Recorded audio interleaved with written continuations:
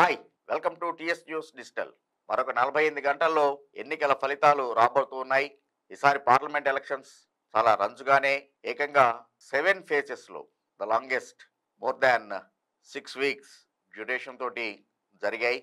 June 4th results అని election commission of India announce చేసిన వెంటనే మోడీ చెప్పినటువంటిది జూన్ 4th ఇస్ బార్ 400 కే నంబర్, 400 కన్నా ఎక్కువ వస్తాయి బీజేపీకి.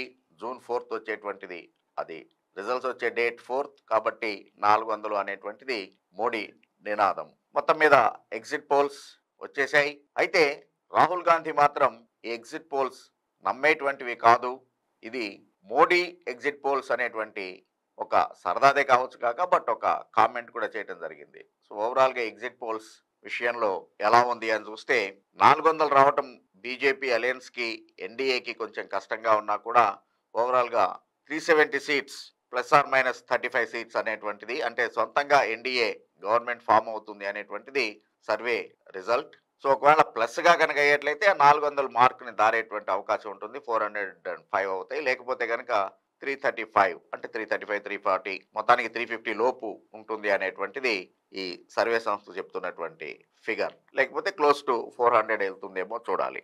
కాంగ్రెస్కి అంటే ఇండి అలయన్స్ కింద వాళ్ళు చేసినటువంటిది 115 సీట్స్ వస్తాయనేటువంటిదే వాళ్ళు చెప్తున్నారు, +/- 27 సీట్స్. సో ఎంత వేసుకున్నా కూడా మొత్తం మీద 115 + 27 యాట్ వచ్చినాయన్నా కూడా 140 సీట్స్. ఓవరాల్గా 150 కన్నా దాటేటువంటి అవకాశం లేదు. ఇంకా మిగిలినటువంటి అదర్స్ అంటే అటు కాంగ్రెస్ కూటమిలోనూ లేకుండా లేకపోతే ఎన్డీఏ భాగస్వామ్యులుగాను కూడా లేకుండా ఉన్నటువంటి పార్టీలు, ఫర్ ఎగ్జాంపుల్ ఇటు బీఆర్ఎస్ కావచ్చు, లేకపోతే అటు వైఎస్ఆర్సీపీ ఆంధ్రాలో, సో ఇట్లాంటి వాటన్నిటికీ కలిపి తృణమూల్ కాంగ్రెస్ కావచ్చు, సో వీటికి కలిపి 40 సీట్స్ వచ్చేటువంటిది +/- 14 అంటే ఓవరాల్గా ఒక 50 సీట్స్ దాకా ఈ రెండు అలయన్స్లోనూ లేనటువంటి పార్టీలు ఇండివిజువల్గా గెలుస్తాయి అనేటువంటిది ఈ కేస్ స్టడీస్ చేసినటువంటి సర్వే రిపోర్ట్. మిగిలినటువంటి ఇంకొక 12 సర్వే ఏజెన్సీలని కలుపుకొని మొత్తం మీద వాళ్ళు క్రోడీకరించుకొని ఇచ్చినటువంటి స్టడీ రిపోర్ట్ కింద వాళ్ళు క్లెయిమ్ చేస్తూ ఉన్నారు. సో స్టేట్ వైడ్ చూసుకుంటే కనుక అఫ్ కోర్స్ ప్రతి చోట కూడాను న్యాచురల్గానే ఎన్డీఏ అలయన్స్ అనేటువంటిది డామినెన్స్ని చూపిస్తూనే ఉంది. అన్నీ కాకుండా మెయిన్ కనుక చూసుకునేట్లయితే ఆంధ్రప్రదేశ్లో టీడీపీ తోటి అలయన్స్లో ఉంది. సో 18 అవుట్ ఆఫ్ 25 +/- ఎన్డీఏ గెలుస్తుంది అనేటువంటిది. అక్కడ వైఎస్ఆర్సీపీ 8 సీట్స్ +/- 4 సీట్స్ అనేటువంటిది, అంటే ఒకవేళ వాళ్ళ కనుక 12 వచ్చేట్లయితే 13 బీజేపీ అలయన్స్కి వస్తుంది అనేటువంటిది వాళ్ళు చెప్తున్నటువంటిది. మెయిన్ ఇంపాక్ట్ ఎక్కడ ఉంటుంది అనేటువంటిది చూసుకుందాం మనం. అస్సాంలో 14 సీట్స్ ఉంటే 17 సీట్స్ ఎన్డీఏ అలయన్స్ గెలుస్తుంది అనేటువంటిది వాళ్ళు చెప్తున్నటువంటిది. ఈవెన్ ఫర్ దట్ మ్యాటర్ బీహార్లో 40 ఉంటే అందులో close to 30 seats BJP alliance గెలుస్తుంది అనేటువంటిది వాళ్ళు చెప్తున్నారు. ఛత్తీస్గఢ్ అవుట్ ఆఫ్ 11 9 సీట్స్ బీజేపీకి ఫేవర్గా. అలాగనే హర్యానాలో అవుట్ ఆఫ్ 10 8 సీట్స్ బీజేపీ అలయన్స్కి ఫేవర్గా ఉంది. గుజరాత్లో మాత్రం 26కి 26 పార్లమెంట్ సీట్స్ బీజేపీ అలయన్సే గెలుస్తుంది అనేటువంటిది ఈ సర్వే సంస్థ చెప్తున్నటువంటిది. చూడాలి మరి అక్కడ కాంగ్రెస్ ప్రభావం ఏం లేదా అనేటువంటిది రిజల్ట్స్ రోజు తెలుస్తుంది మనకి.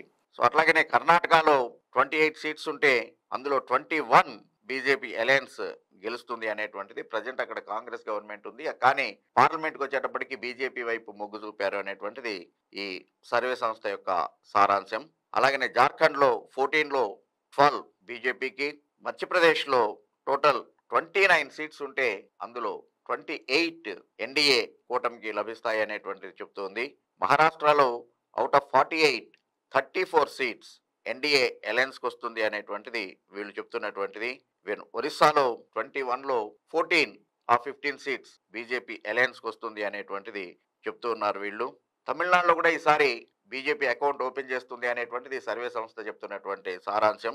అవుట్ ఆఫ్ 39 సీట్స్ 7 దాకా 7 సీట్స్ బీజేపీ అలయన్స్ గెలిచేటువంటి అవకాశం ఉంది అని చెప్తూ ఉన్నారు.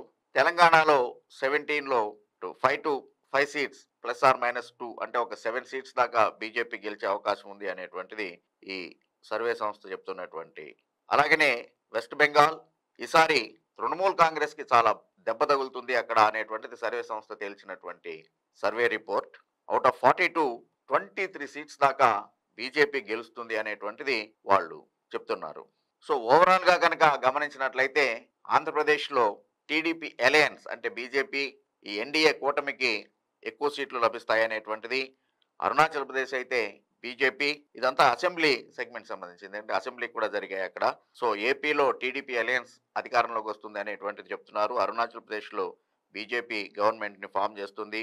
ఒరిస్సాలో బిజు జనతాదళ్, అలాగనే సిక్కింలో సిక్కిం క్రాంతికారి మోర్చన అనేటువంటి పార్టీ అంటే ఎస్కేఎం రూలింగ్లోకి వస్తుంది అనేటువంటిది చెప్తూ ఉన్నారు.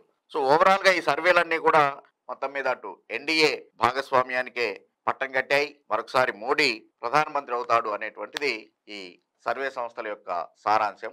జూన్ 4న అసలైనటువంటి రిజల్ట్స్ తెలుస్తాయి. Thank you. Thanks for watching TS news.